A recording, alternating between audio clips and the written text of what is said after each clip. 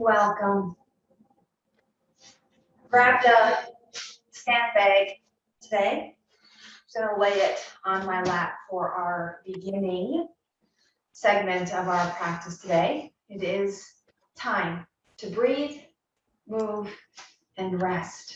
Now, the sandbag is a great addition to any seated posture, any reclined posture, especially if you're feeling a little ungrounded, a little agitated, a little unbalanced. And in the world today, truth be told, there's a lot of that. The weather today, right, as Hurricane Ida makes its way north, it's actually flooding my local area. So whatever might be agitating your sense of stability or groundedness, I encourage you to perhaps layer on some heavy or warm attire to help you cultivate that deeper sense of stability, grounding, and calm abiding. And then welcome the breath.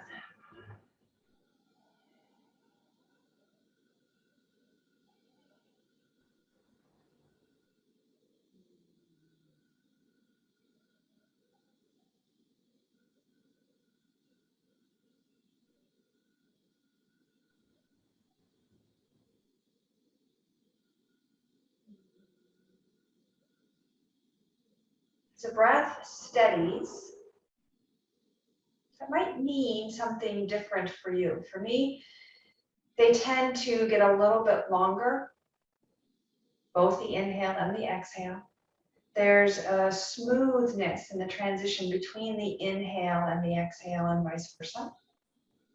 But as well, there's a softness and ease in the whole tract in which from the nose to the lungs, even across the chest and up the back of the neck. And that's what we're looking for in terms of our easeful, accessible breath.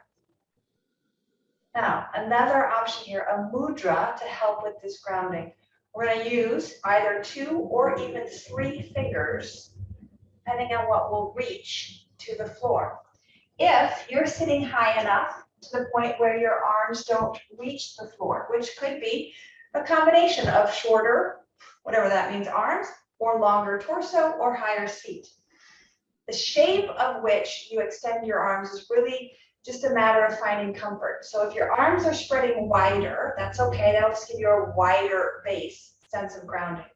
But draw those shoulder blades down and those elbows to kind of face back, a little bit down. If you have those blocks or the earth, again, plugging in 2 or all 3 fingers into that grounding energy. As our fingers plug into the earth, our sits bones evenly support our weight.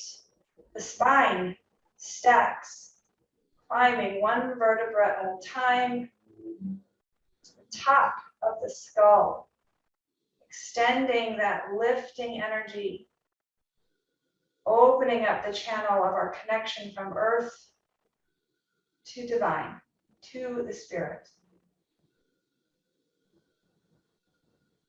Belly, ribs, and chest.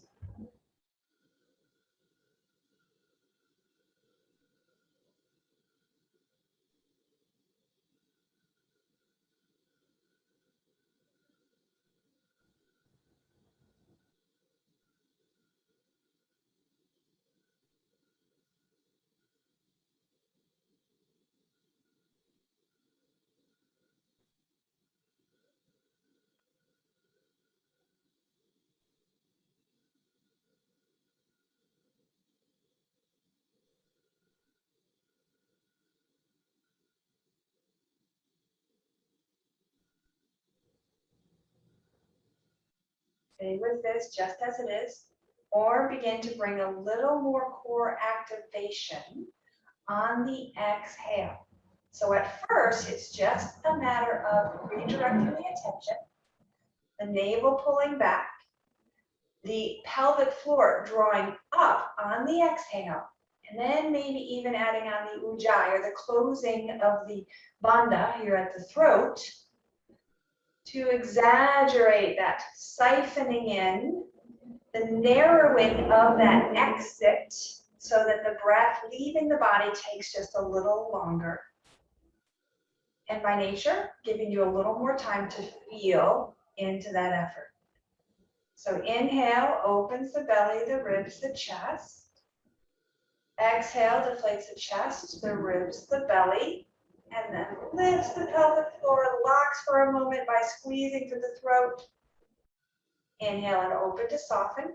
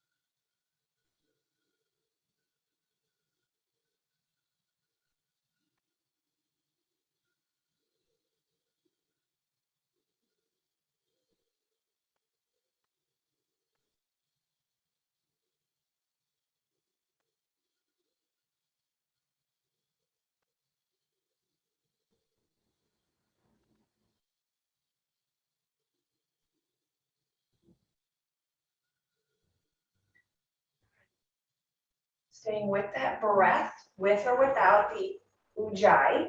Begin to fold the hands into its own shoulder. Inhale, open and soften. Exhale, engage and squeeze. And there's no cat back. There's no dip of the chin. We're just flexing through the elbow. Inhaling. And then you can extend the arm a bit behind you. Exhale, draw in and up. Inhale, soften the pelvic floor as you engage that back body.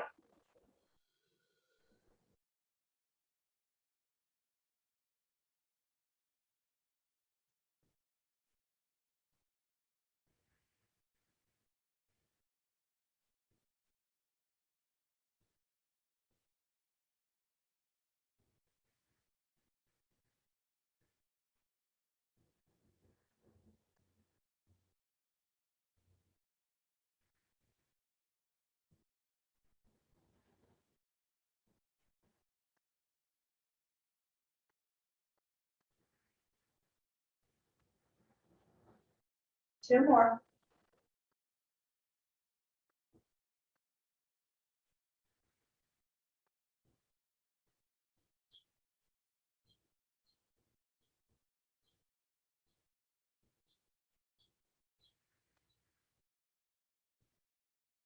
Good. Bring the hands together, elbows to rest, or forearms and elbows together. Just swiveling out the forearms and the wrists. That might move right into a circling or a figure eight, a wibble wobble, whatever movement. Again, doesn't have to be big. We're just warming up the connective tissue here.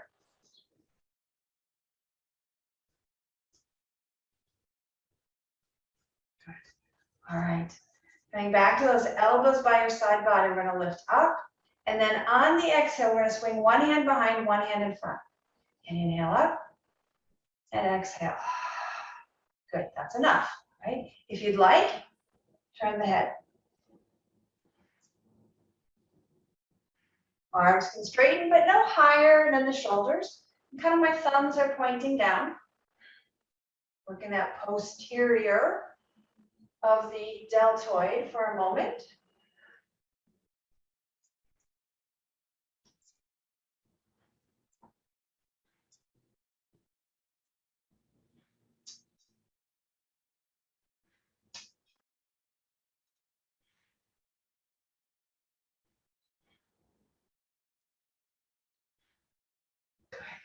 We're going to box the elbows in front and bring this into a little bit more of an active twist. Okay, so finish that off. Elbows in the front, and we're just going to rock the elbows from side to side. Using momentum That's where the W comes from, the swide to swide, right? Moving with the momentum of the arm swinging. The added weight on my hips help to keep them grounded, right? So just notice how that feels. Now, truth be told, my breath kind of becomes really shallow here as I'm moving through the torso. That's okay. When we come back to less rapid movement, we'll deepen the breath again and we'll get a whole new flush of sensation and awareness. So release the rock, hands to rest, right into cat and cow. Breathe in, release out. Oh, good. Maybe you like that idea of adding a little moaning or a little sighing, vocalizing. Ah.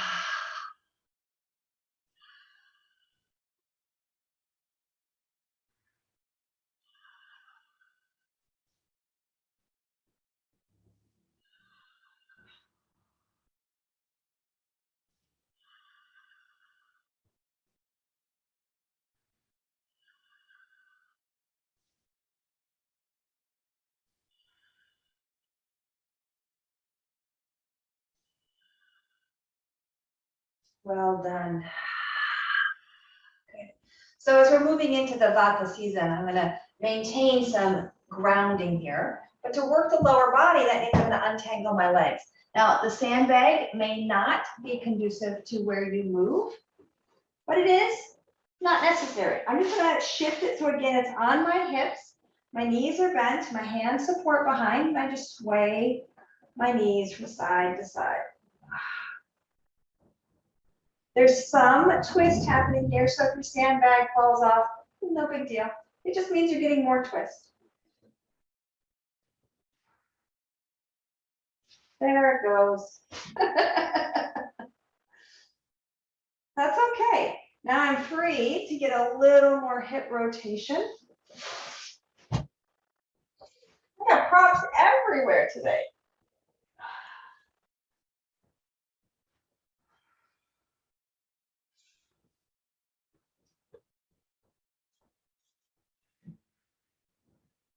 And stay with this spiraling, maybe add the reach with the trailing arm.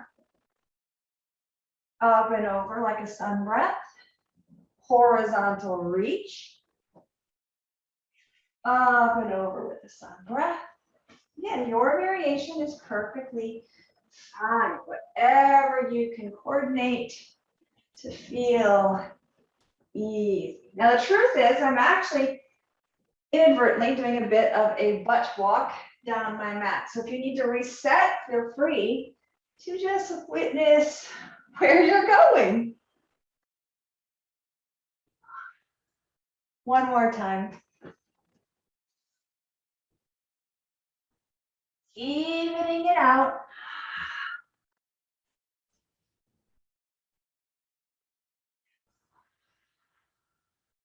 And back to the knee sways. Now, soles of the feet together. And I'm going to bring the sandbags in on top of my feet again. Again, if you don't have sandbags, that's okay. You can put your block there. You can just mindfully consider. We're coming back into that cat and cow, now with the legs in an alternative position.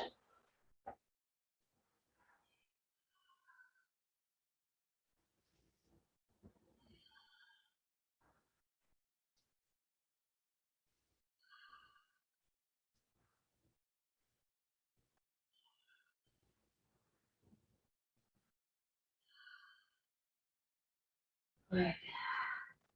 All right, with that Baddha Konasana, with that cobblers pose, let's take a bit of a swinging twist. So one hand pulls back, up and over, and we'll switch to the other side. And you can add as much fold here as you'd like. Neutralize shoulders, pull it back in. Swim the other stroke.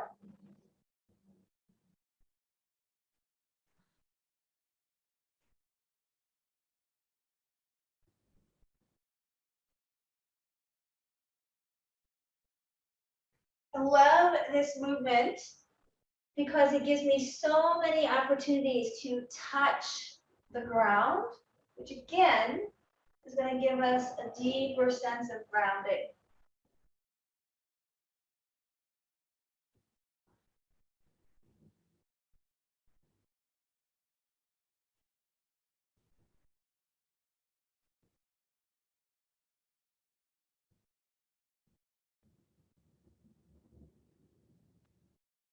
And last round.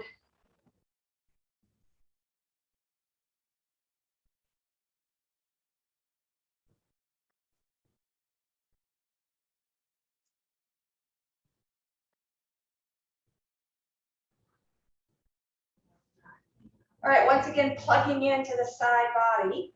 If you want that additional support, you can use the trailing hand on the hip as you bow to the side and come right back up. Same side, repeat.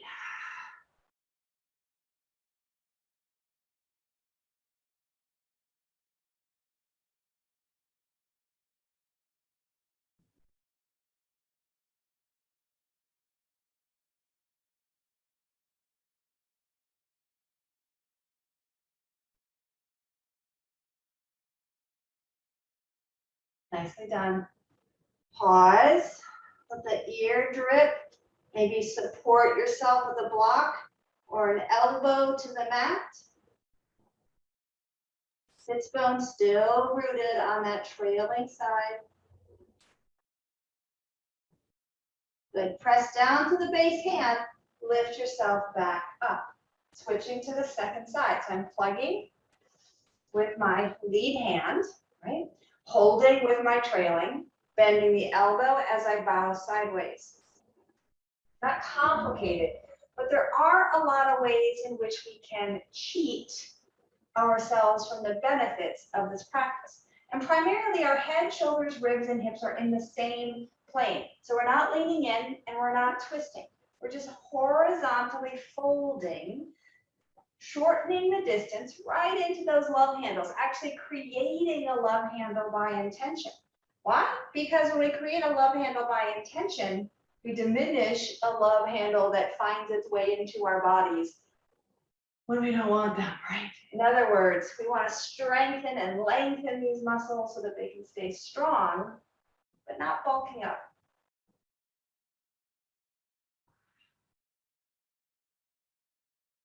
Deep into the abdominal core by way of the fluid breath. All right, when you are ready to pause, again, we're looking to support the weight of the body. So my elbow might rest on a block if it doesn't reach the floor. Opening up the side body here in a resting, supported, tractioning shape. Add the head. It's not going to fall off.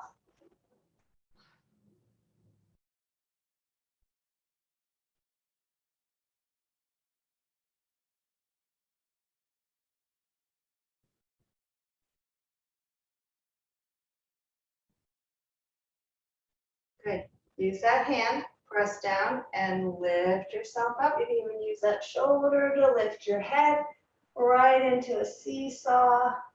Kind of like you're playing a little bit of ball. Your shoulder actually catches your ear and then throws it back. A little shoulder lifting and releasing as the head bobs from side to side. This just helps to protect some of that connective tissue, both in the back and the side of the neck.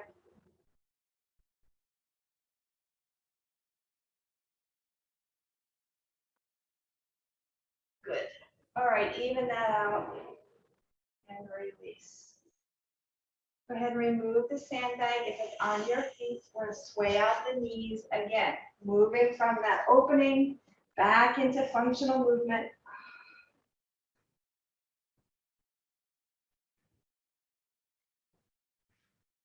Now you can add as much challenge here as you'd like. I'm just going to extend one leg and bring it back in. So how can I add challenge here? I can hover the leg, right? Extend and bend. I can add more challenge by not touching or resting that foot down. I can add even more challenge by floating into this one-sided or a three-legged, one, two, three, I don't know, a boat, right? But mainly all we're doing is lubricating that knee. That's the point here.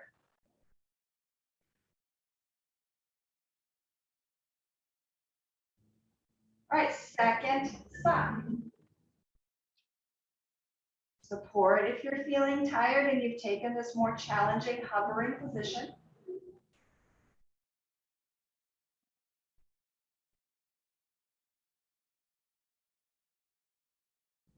But stay with this. We're going to alternate. And again, take your time. This is not a competition. This is not a race. You could touch down in between, or I'm going to show you another variation here. Lift, lift, lower, lower, reverse. Lift, lift, lower, lower.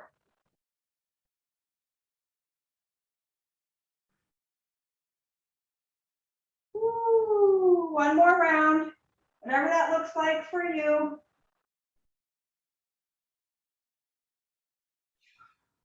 Well done. Rock out the knees. Now, if you did that hovering, you might very well want to take that right into a bit of a hip opening. So my back foot slides behind. And open again. Back foot might extend. All right. Little pause here for that quadricep hip flexor stretch. Then we're going to take it down to the feet to wrap up our movement. Grab that foot, bring it in towards the bottom, and then if there's still room, slide the knee away.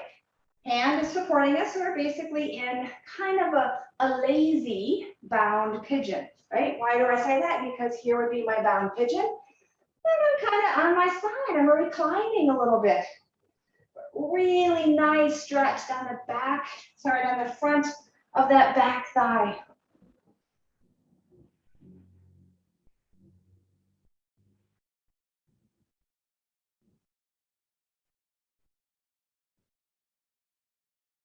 Well done. As you are ready to release, take it right over to the other side. Gonna swivel on over. Strap, if your hand does not reach your ankle, is perfectly good. We're just looking to feel the sensation in the belly, meaning the middle of that long muscle we call the quadricep. Now, quad, meaning four. There's actually four muscles. There's a big one that connects from above the thigh, right, over the hip crease and over the knee. And then there's three kind of tag team that are the outer, the middle, and the inner on the under layer of that quad. And they attach the top of the femur bone over the knee to help with that knee extension. In other words, what we did at first.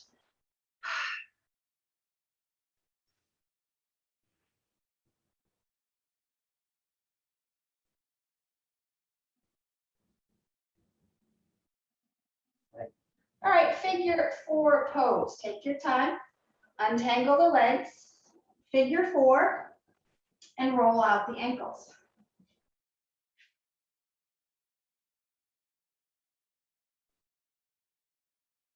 And reverse it. Now, after we get done with this gentle lubrication of the ankles, we're going to come back to the figure four for a stretch of the buttocks. I'm on the other leg now, rolling the ankle. You can do that in a reclined, an upright, or more of a classic pigeon variation. Your choice, right? So after circling in both directions, bring your feet down to the floor, flex and point, rock and roll.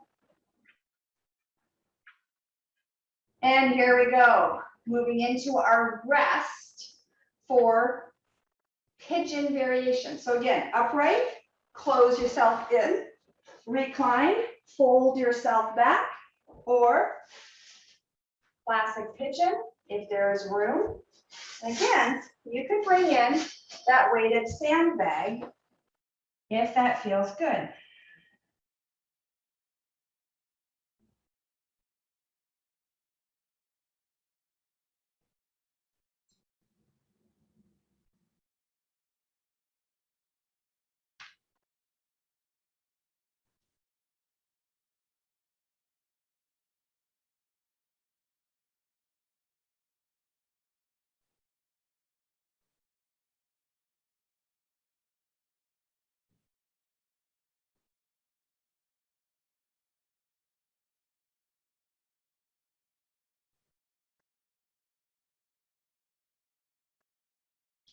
Okay, now of course you're willing, you can stay here as long as you need.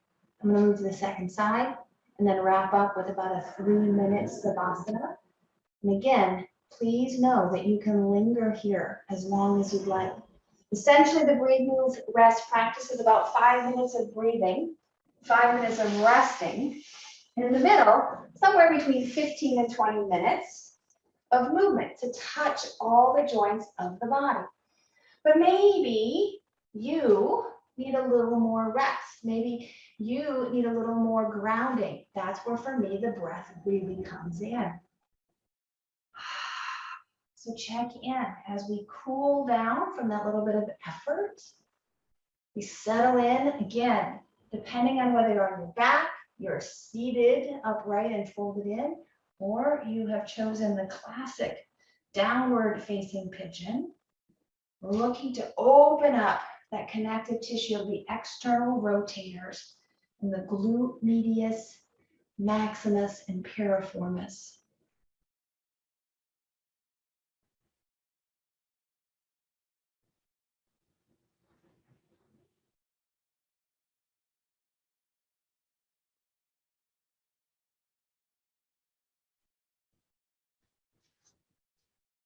Good. All right, when that pose is complete, go ahead and recline, extend the limbs, and again, option to bring that sandbag in. Now, there's a couple of ways in which you could prop the shape of your posture. Posture. All of those are encouraged. One option, right? Knees on this bolster, sandbag on the hips. You could also take the sandbag right down the center of your sternum and let the arms fall out open.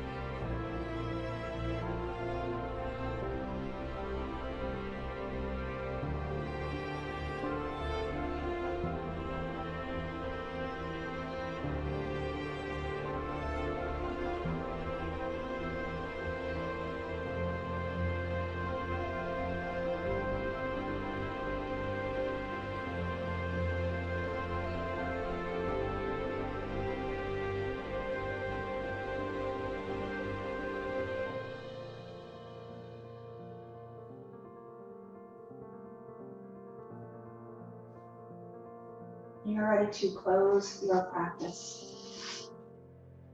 It's traditional to rise back to your seat, just to give another mindful moment of being present in body, breath, mind. Maybe there's an intention to take forth. Maybe there's an acknowledgement for what is in this moment. Maybe there is simply a gratitude for the practice of meeting yourself with compassion, with invitation to unfold, to learn to become, but primarily permission to breathe and to be. May you breathe deeply. May you move freely in mind and body and spirit. May you labor lovingly. May you know the joy of living vibrantly, authentically, in your own true alignment. Namaste.